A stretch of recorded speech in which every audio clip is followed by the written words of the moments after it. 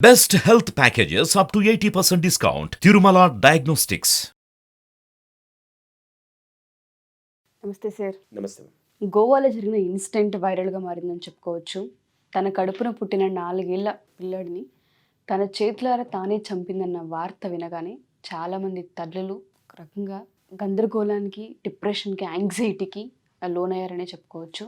కన్న తల్లి ఇన్సిడెంట్కి పాల్పడిందా అన్న ఆలోచన, కన్న తల్లి చేసిందన్న షాక్కి చాలామంది గురయ్యాము. దాంట్లో నేను ఒకదాన్ని కూడా చెప్తున్నాను. డివోర్స్ అయ్యి కూడా 2 years అయిందని కూడా మనం వింటూ ఉన్నాం కథనాలు. వాస్తవ కోణాలు ఏంటనే విషయం పక్కన పెడితే, తండ్రి చూడడానికి వీల్లేదు, తండ్రి దగ్గరికి పంపడానికి వీల్లేదు అన్న ప్రాసెస్లో ఇది చేసిందా, నాకు దక్కాలి తండ్రికి దక్కకూడదని దాంతో చేసిందన్న విషయాలు మనకు తెలియదు. బట్ కొడుకుని చంపాలన్న ఆలోచన అంత తెగించింది అంటే ఏ విధంగా చూడొచ్చు సార్ దీన్ని? మనం ముందుగా అసలు ఏం జరిగిందనే విషయం మాట్లాడుకొని, దాని తర్వాత అసలు ఆ తల్లి అంత కఠినంగా అసలు అలాంటి నిర్ణయం తీసుకుందంటే అసలు అది అంటే ఆ వ్యక్తిని మనిషి అనాలా లేకుంటే ఏమనాలా అని తర్వాత మాట్లాడుకుందాం. ఫస్ట్ అయితే మాత్రం ఆవిడ హస్బెండ్తో డివోర్స్ అయిపోయింది. డివోర్స్ అయిపోయి ఆయనకు కూడా ఇంకా ఆయన జకార్తాలో ఆయన పాటికి ఆయన ఉద్యోగం చేసుకుంటూ, ఈమె టాప్ రెప్యూటెడ్ ఇంటెలిజెన్స్ పరంగా మాట్లాడితే ఏఐలో టాప్ 100 బెస్ట్ ఏఐ పీపుల్లో ఈమెకి 2021లో ర్యాంకింగ్ కూడా ఇచ్చి, ఇంటెలిజెన్స్లో ఏమాత్రం కోణం తక్కువే లేదు. అంటే తెలివితేటల్లో కానీ లేకుంటే ఇటువంటి కోణంలో ఎటువంటి దాంట్లో డౌన్ లేదు.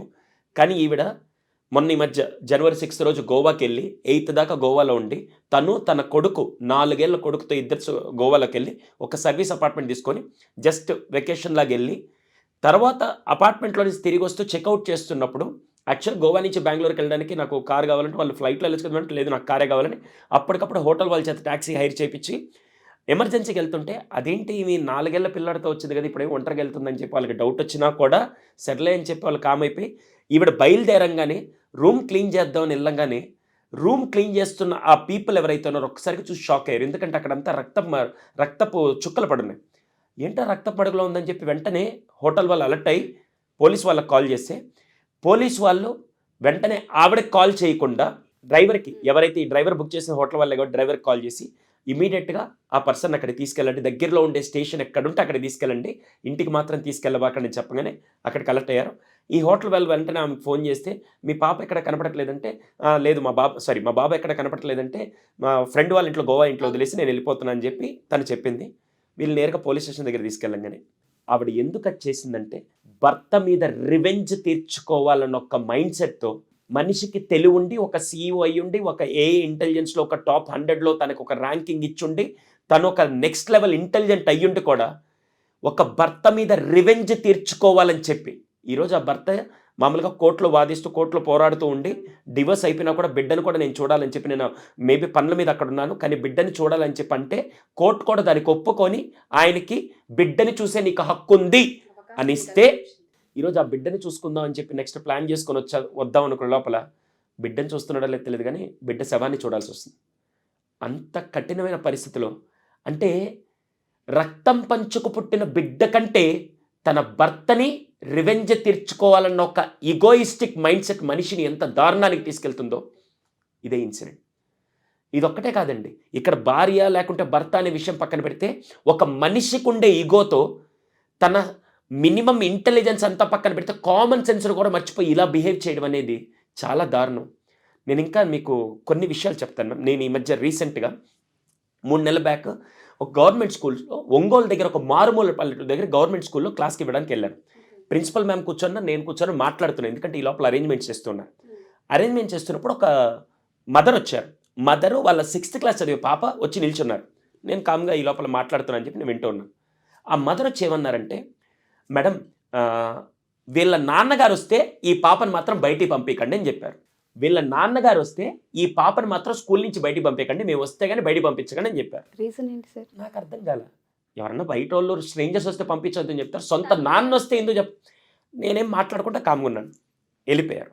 వెళ్ళిపోయిన తర్వాత, మ్యామ్ నేను విన్నది ఏమన్నా రాంగ్గా, ఆవిడ వేరే వాళ్ళని చెప్పారా తండ్రి అని చెప్పారంటే, లేదు సార్ మీరు విన్నది రైటే, తండ్రి వస్తేనే పంపించొద్దు అని చెప్పాను. నా తండ్రి వస్తే ఎందుకు పంపించొద్దని ఏమండి మేము తెలుసుకోవచ్చు అంటే, సార్ దానికంటే ముందు మీకు ఒక విషయం చెప్తాను. కరెక్ట్గా వారం క్రితం ఈ ఊర్లో ఒక ఇన్సిడెంట్ జరిగింది. మా స్కూల్లో చదివే అమ్మాయికి ఒక ఇన్సిడెంట్ జరిగింది. ఏంటంటే, మా స్కూల్లో 7వ తరగతి పాప ఒక అమ్మాయి ఉంది. ఆ అమ్మాయి వాళ్ళ నాన్న అమ్మ ఇద్దరు గొడవలు పడి విడిపోయి నాన్న వేరే దగ్గర ఉన్నారు. అమ్మ తనకుండే ఈ 3 సంతానాన్ని తీసుకొని వచ్చి ఊర్లో ఉంటూ అమ్మ వాళ్ళ దగ్గర ఉంటూ పని చేసుకుంటూ ఈ పిల్లల్ని చదివిస్తుంది. ఆ తల్లి ఏం చేసిందంటే పిల్లలు ఎక్కడున్నారో తెలిస్తే మళ్ళీ ఆయన ఏమైనా హాని చేస్తాడని చెప్పి ఆ 3 పిల్లలు ఎక్కడ చదువుతున్నారో కూడా ఆయనకి తెలియదు. ఆ తండ్రికి తెలియకుండా జాగ్రత్త పడుతూ వచ్చింది. సంహవ్ ఆ తండ్రి తెలుసుకున్నాడు ఈ 7th క్లాస్ పాప ఎక్కడ చదువుతుంది, తన పెద్ద కూతురి అమ్మాయి ఎక్కడ చదువుతుందో తెలుసుకొని ఒకరోజు సాయంత్రం 4 గంటలకు స్కూల్ బెల్ కొట్టంగానే యాక్చువల్గా ప్రతిరోజు వాళ్ళ మామయ్య అంటే అమ్మ వాళ్ళ అన్నయ్య వచ్చి ఎక్కించుకొని ఇంటికి తీసుకెళ్తాడు. ఆ రోజు ఆయన ఒక 5 నిమిషాలు లేట్ అయ్యేసరికి ఈ పాప వాళ్ళ నాన్న బండిలో కూర్చోవడం చూశాడు. చూసి వెంటనే ఈ మామయ్య అమ్మకి ఫోన్ చేశాడు. ఏమే మీ ఆయన వచ్చి ఇలా తీసుకెళ్తున్నాడంటే సర్లే చూడాలనిపించిందేమో తీసుకెళ్తున్నాడులే అని చెప్పి ఆవిడ కామ్ అయిపోయింది. నేరుగా తీసుకెళ్తున్నాడు. ఆ పాప కూడా చాలా ఆనందంగా తండ్రితో వెళ్తున్నానని చెప్పి చాలా రోజుల తర్వాత తండ్రితో ఉన్నానని చెప్పి ఆనందంగా వెళ్తూ ఉంది. సీన్ కట్ చేస్తే నెక్స్ట్ డే 9:30కి ఈ మేడంకి ఫోన్ వచ్చింది, ప్రిన్సిపల్ మ్యామ్కి. మ్యామ్ ఒకసారి ఇక్కడికి రాగలుగుతారు, ఊరి చివరి దగ్గర రాగలుగుతారని. ఏమైంది సార్ రండి కొద్దిగా అర్జెంట్ అనగానే వెళ్ళంగానే తను అసలు ఏం లేదు, అక్కడంతా పోలీసు వాళ్ళందరూ ఉన్నారు. పుస్తకాలు ఆ పాప పేరు మీద ఉండే పుస్తకాలన్నీ రోడ్డు మీద పడున్నాయి. బ్యాగ్ చెట్టుకి ఇలా ఇసిరేసి ఉంది, తన చున్నీ ఇలా ఇసిరేసి ఉంది. రక్తం మడుగుల్లో ఆ 7th క్లాస్ పాప పడుంది. తండ్రి చంపేశాడా సార్? ఆ తండ్రి చంపేసి అది ఎక్కడంటే వాళ్ళ ఊరికి వెళ్ళే 2 ఊర్ల ముందు ఆ పాపను అక్కడ సాయంత్రం తీసుకెళ్ళి చంపేసి మళ్ళీ తన్ని పోలీసు వాళ్ళు పట్టుకున్నారు. పోలీసు వాళ్ళు పట్టుకున్న తర్వాత అడిగితే ఎందుకు చంపావంటే నా భార్యతో నాకు గొడవైంది, నా భార్య నా 3 పిల్లల్ని తీసుకెళ్ళిపోయింది, ఆ 3 చంపేదాకా నేను మాత్రం ఆగను, అలా చంపి తన మీద రివెంజ్ తీర్చుకోవాలని చెప్పి ఇప్పుడు ఒక్కరినే చంపాను, ఇంకా 2 పిల్లలు చంపాలి నేనని చెప్పి పోలీసు వాళ్ళు చెప్తే విన్న ఊరి వాళ్ళందరూ షాక్ అయ్యారు.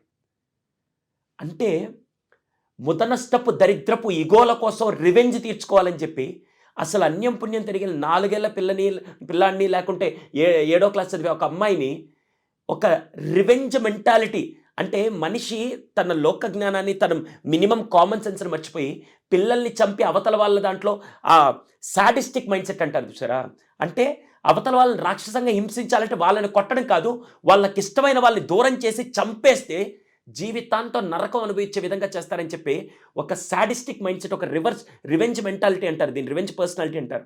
ఎంత దౌర్భాగ్యం అంటే ఈ రోజుల్లో తల్లిదండ్రులకి లేకుంటే నెక్స్ట్ జనరేషన్ అందరికీ మనము మార్కులు ర్యాంకులు నేర్పిస్తూ వెళ్తున్నాం. కానీ ఒక ఎమోషన్ అంటే ఏంటి, ఒక వాల్యూ సిస్టమ్ అంటే ఏంటి, అసలు మనుషుల్లాగా ఎలా ట్రీట్ చేయాలి, ఈగోని ఎందుకు లాంగ్ టర్మ్లో తీసుకెళ్ళకూడదు, ఈగోని ఎలా కట్ చేయాలని అనే విషయాల్ని నేర్పించడమే మానేస్తున్నాం చూసారా, అదే జీవితంలో చేసే పెద్ద తప్పు.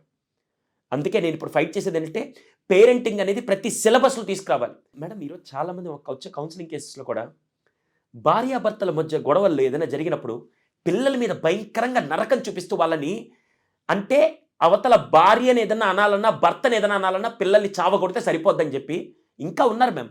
మనం ఇంకా ఏదో 21st సెంచరీలో లీడ్ చేస్తున్నాం అని చెప్పి అనుకోకండి. ఇంకా అటువంటి దౌర్భాగ్యమైన స్థితిలో కేసులో ఇంకా చాలామంది ఉన్నారు.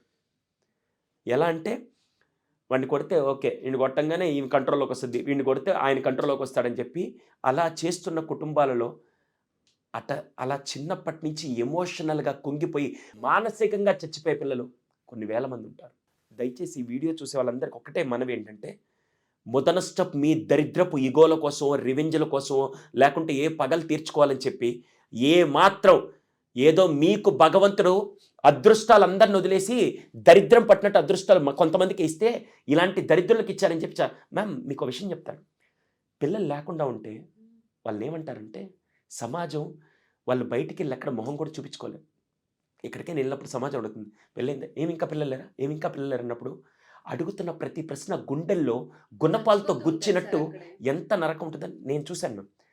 అన్నయ్య వాళ్ళు పెళ్లి చేసుకొని 5 ఏళ్ళు పిల్లలు లేకపోతే 5 ఏళ్ళు ప్రతి ఒక్కరు అడుగుతుంటే ఒకరోజు ఇంకా ఈ వెక్స్ భరించలేదని చెప్పి అందరం తిరుమల కొండకు పైకి వెళ్ళి కూర్చొని అన్నయ్య భయంకరంగా ఏడుస్తున్నాడు, ఆ వదిన ఏడుస్తుంది, అమ్మ ఏడుస్తుంది, నేను ఏడుస్తున్నాను, ఎంత నరకం చూసో మాకు తెలుసు. భగవంతుని ఆశీర్వాదం దాని తర్వాత పిల్లలు పుట్టిన తర్వాత ఆనందం మాకు తెలుసు. కానీ ఒకవేళ పిల్లలు లేకపోతే భగవంతుడు అందరికి ఇవ్వడు. కానీ ఇటువంటి దరిద్రులకు ఇచ్చి కేవలం రివెంజ్ తీర్చుకోవాలి, వాళ్ళు ఏదో అవతల వాళ్ళ మీద సాడిస్టిక్ తీర్చుకునేదానికి ఇస్తారు చూసారా. ఇలాంటి దరిద్రులకు ఇవ్వడం కంటే పిల్లలు ఉంటే ప్రపంచాన్ని ఇంకా అద్భుతంగా పెంచే విధంగా చూపిస్తామనే అటువంటి వ్యక్తులకి దేవుడు ఎందుకు ఇవ్వడం నాకు ఎప్పటికీ అర్థం కాదు. మీరు అన్నది వాస్తవం. వాళ్ళు లైన్లోకి రావాలంటే పిల్లల్ని టార్చర్ చేస్తారు, వాళ్ళ మాట వినాలి అంటే పిల్లలకి పనిష్మెంట్ ఇస్తూ ఉంటుంటారు. ఏ రకంగా చూసుకున్నా పిల్లలు మానసికంగా ఎంత హింసకు గురవ్వాలి అంత హింసకు గురవుతున్నారు. అందుకే వాళ్ళ సూసైడ్స్ మనం ఎక్కువగా తరచూ వింటున్నాం సార్. 5th ఫ్లోర్ నుంచి దూకి చచ్చిపోయారని చెప్పి, యూనివర్సిటీలో ఇలా ఇన్సిడెంట్స్ జరిగాయని చెప్పి మనం తరచూ ఎందుకు వింటున్నాం అంటే ఫ్యామిలీలో ఎక్కడా వాళ్ళకి పీస్ కనిపించట్లేదు. చిన్నప్పుడు ప్రతి ఒక్కరి జీవితంలో జరిగే ఎమోషనల్ ట్రామాని వాళ్ళని శారీరకంగా మానసికంగా కుంగదీస్తూ ఉంటుంది. ఒక 4వ క్లాస్ పాపకి లేదా ఒక 5 ఏళ్ల పిల్లాడికి వాడు ఏదైనా చిన్నప్పుడు చూసిన ఇన్సిడెంట్ అదే జరుగుతూ ఉంటే అది అతని మీద మానసికంగా కుంగదీస్తూనే ఉంటుంది.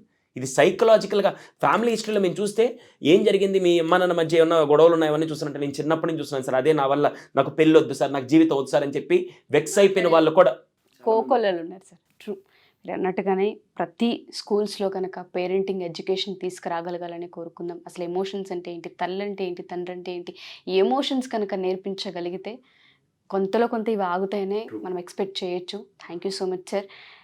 లాస్ అయితే లాస్ జరిగింది, చిన్న పిల్లాడు మరణం ఎవరు తీసుకోలేంది, ఎవరు యాక్సెప్ట్ చేయలేంది. బట్ ఆ తల్లికి మాత్రం గట్టి శిక్ష పడాలనే కోరుకుందాం. Thank you sir. Thank you.